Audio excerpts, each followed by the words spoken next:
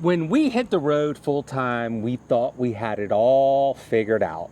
We certainly did not. Today, we're going to share with you the 10 things you need to know if you're considering living full time in this RV life. Let's do it. We are Chris and Katrina, and this is our everyday getaway. And we've been full-time RVing for 4 years now. We're getting ready to start year number 5. And by no means are we experts, but we do have some experience in this full-time RV life. Now, I know some of you may be part-time RVers and you're saying, well, this really doesn't apply to us. Nay. You're wrong. It actually does. And make sure to stick around and you'll find out number 10, because actually number 10 is the most important thing, Okay. obviously, Pretty cool. without a doubt. I don't know, I kind of like number 6 and 7. Just saying. This is our everyday getaway, living the life, come what may. We'll show you the world full of colors and cheer. Join us on this journey, our vision is clear. No looking back, your two dreams hit the open road. Let's make some memories, lighten the load. This is our everyday getaway, living the life, come what may.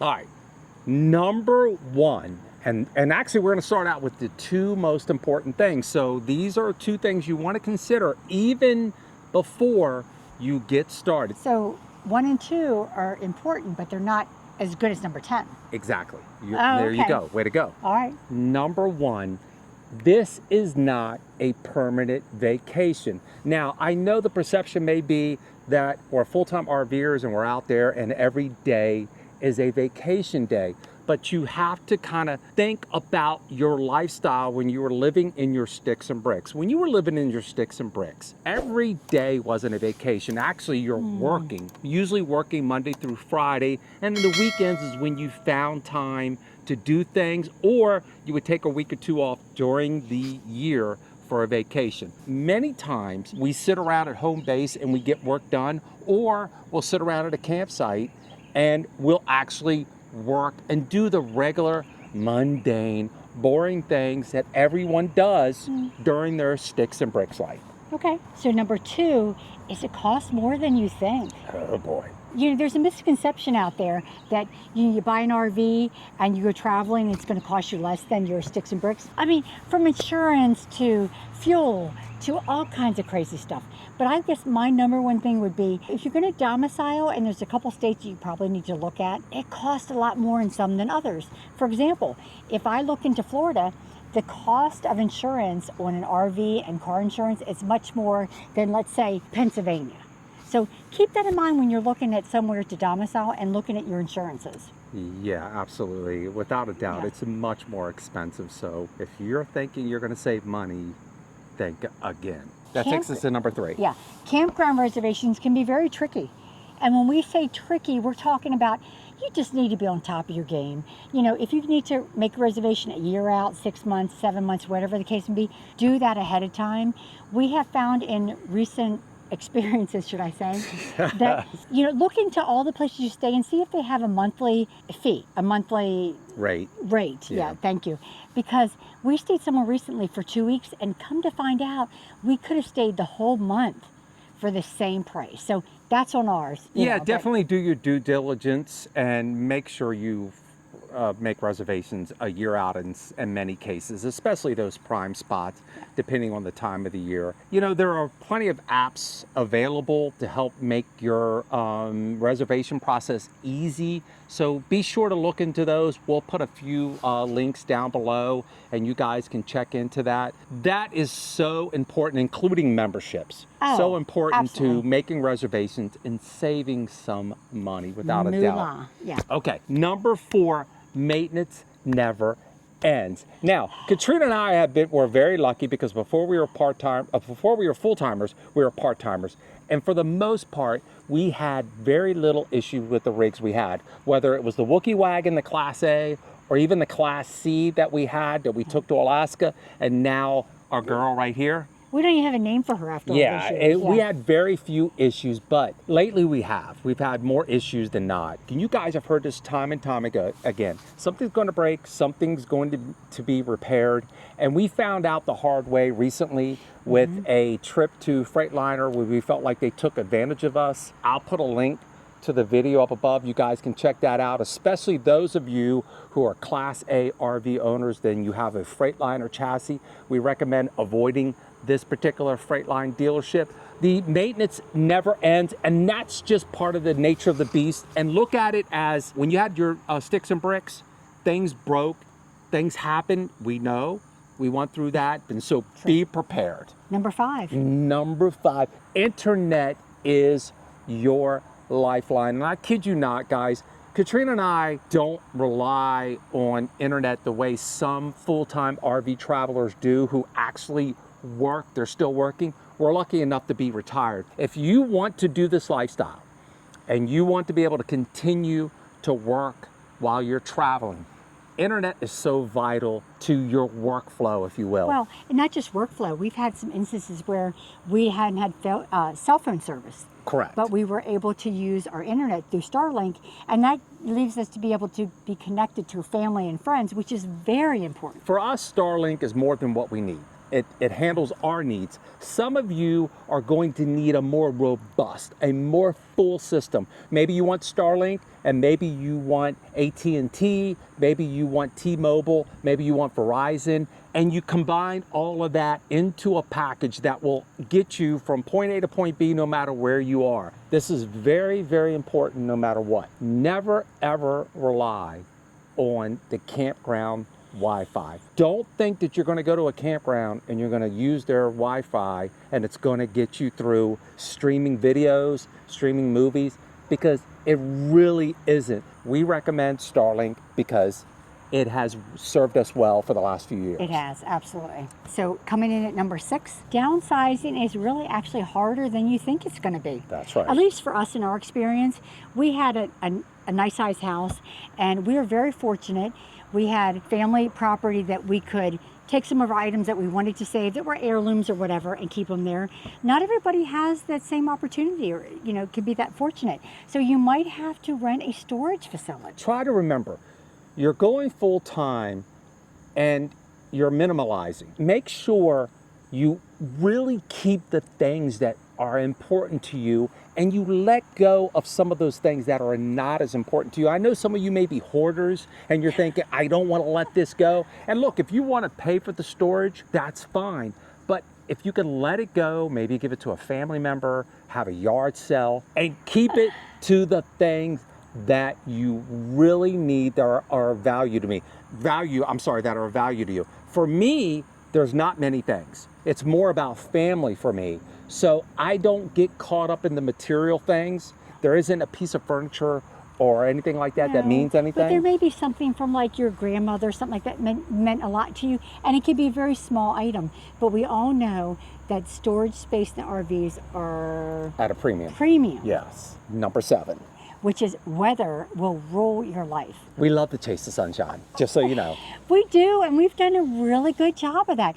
But occasionally we do come back to the upper northeast or the northeast and to visit with family and friends. And that has actually last year put us in kind of a predicament. We weren't counting on our trip down to Arizona to hit some bad weather. Because of scheduling conflicts, we ended up leaving later than we wanted to, Yep. and we experienced bad weather on the road, and it was kind of scary, but we managed to get through it. We were okay. Thank goodness I was in charge and I had the situation under control. Okay. Scary it was frightening. It wasn't just scary, it was frightening. We literally had, the defrosters weren't working and our front windshield froze completely. Thankfully, we thought really quickly on our feet. We had 2 little space heaters so we could put those up front and we made it.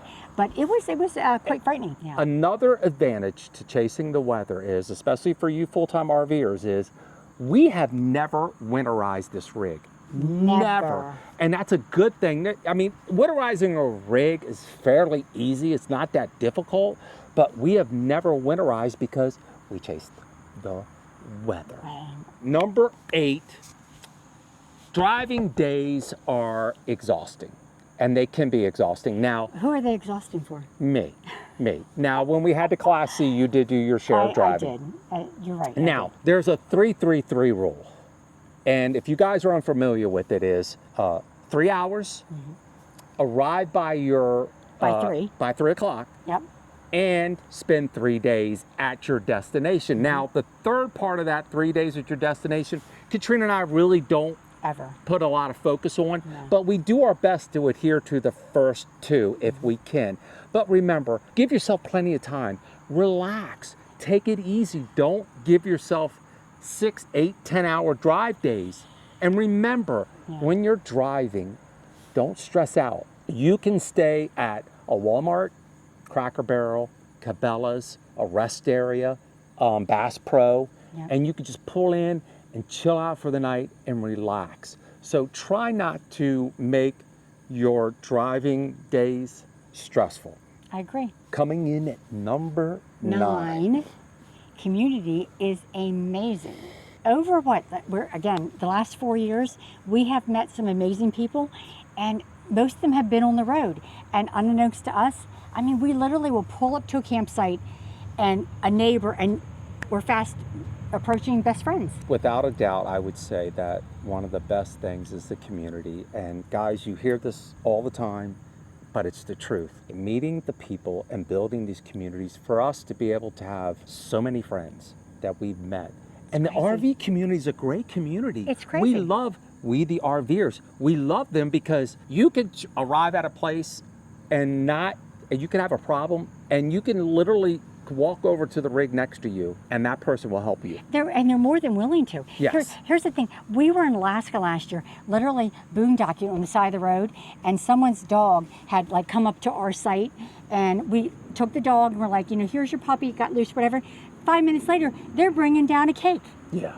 Literally, Yes. sharing food with us. I mean, where do you go that you get that kind of community? In many I don't ways, I wish the RV community could spread out through the country as a whole. That would be awesome. And everybody could experience it, because I think if everybody experienced the RV community, the country would be a better place, a more kind, loving place. We have been so fortunate and blessed with all the people that we have met. We've met so many people, and now they're our family. They're just not our friends. Yes. Yeah. Absolutely. It's been great. This is number 10. We're coming to number 10. But before we do, here at our channel at our Everyday Getaway, we like to do RV tips and tricks.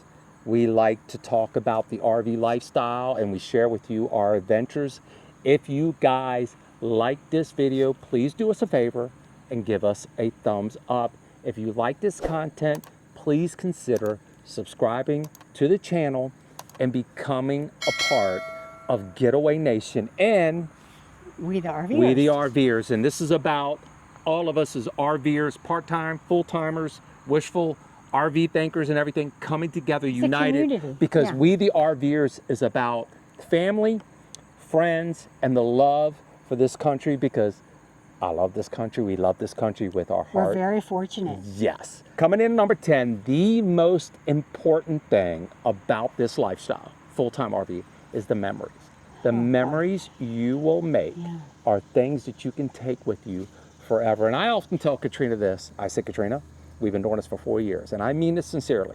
If I drop dead right now, I'm going to do so as a happy man because of the memories we created.